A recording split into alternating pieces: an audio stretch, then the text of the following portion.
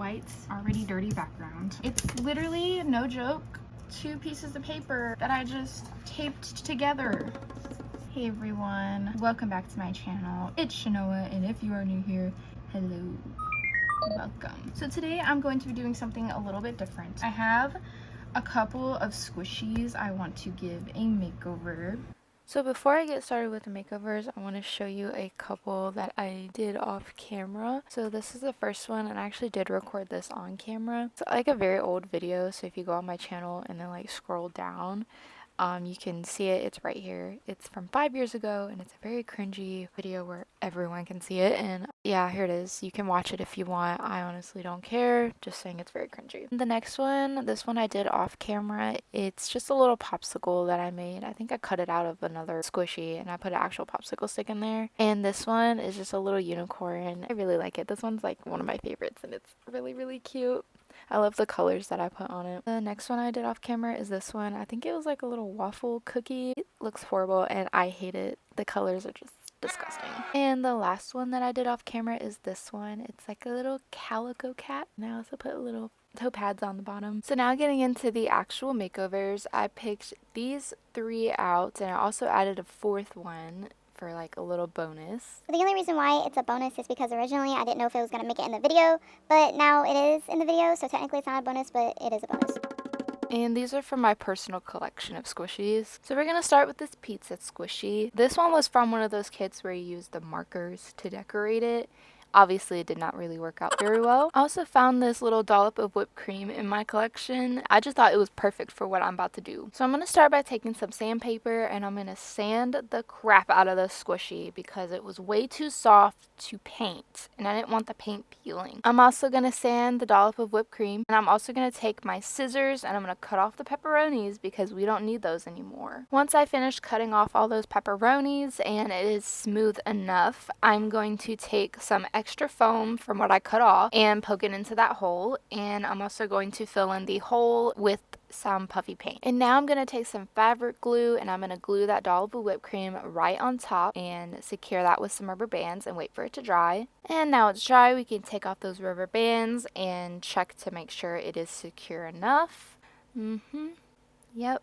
That's pretty secure. Now I'm taking some more puffy paint and going over those spots where I cut off those pepperonis so it is nice and smooth for when I paint. Then I set that aside to dry, and a few coats later, this is where we're at. And also sorry for the abrupt background change. Now I have painted it completely white. Of course, didn't show that. And I grabbed some brown paint and I am painting the squishy finally. And after a few coats of that, I'm going in with the crust color. So I am changing this into a chocolate pie, if you can't tell. I am painting the crust this like tan color, and once it dried, I did do a few coats to make sure that it was fully opaque. Now I'm going in with the touch-ups, just going around the crust to make sure that is nice and crisp, and set it aside to dry. And there's my face.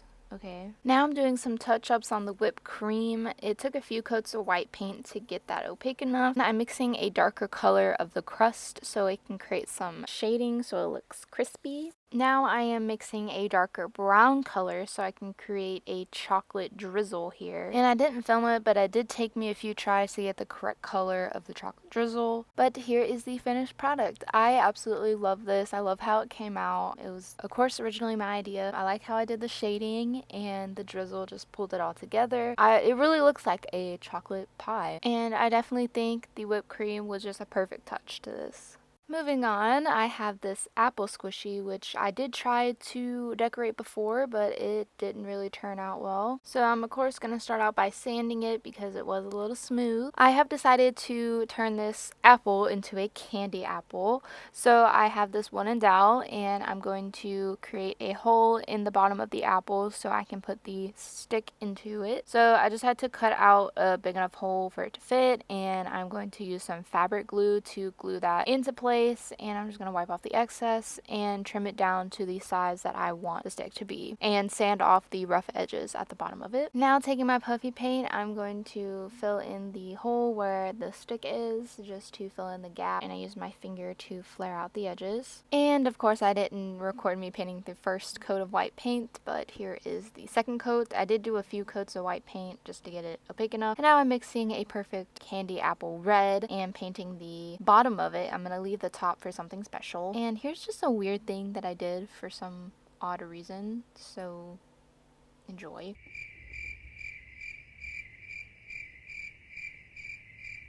I don't know why I did that. Anyways, after a few coats of that red paint, I am now ready to bring in the special surprise. I am mixing some chocolate paint so I can create a chocolate drizzle on the top of it like hot fudge. Took me a minute to get the perfect chocolate color. Now I'm painting it completely out of frame, as always. After a few coats of that chocolate, I went in with a rainbow of colors to create some sprinkles on top. And again, out of frame. Why is it so hard for me to stay in frame? Here is the finished candy apple. I absolutely love this. It's so simple and so cute at the same time. And plus, it is very slow rising. Like, look at this.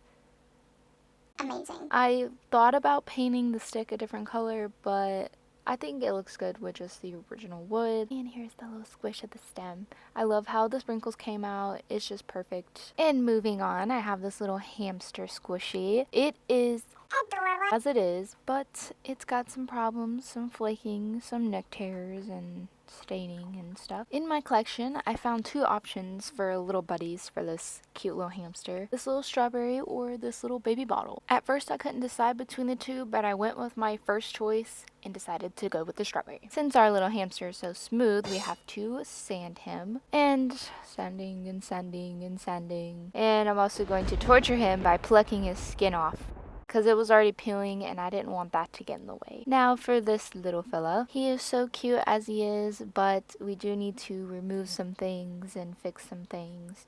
Not too dramatic, but dramatic enough. First I'm gonna pluck this little thing out of its head.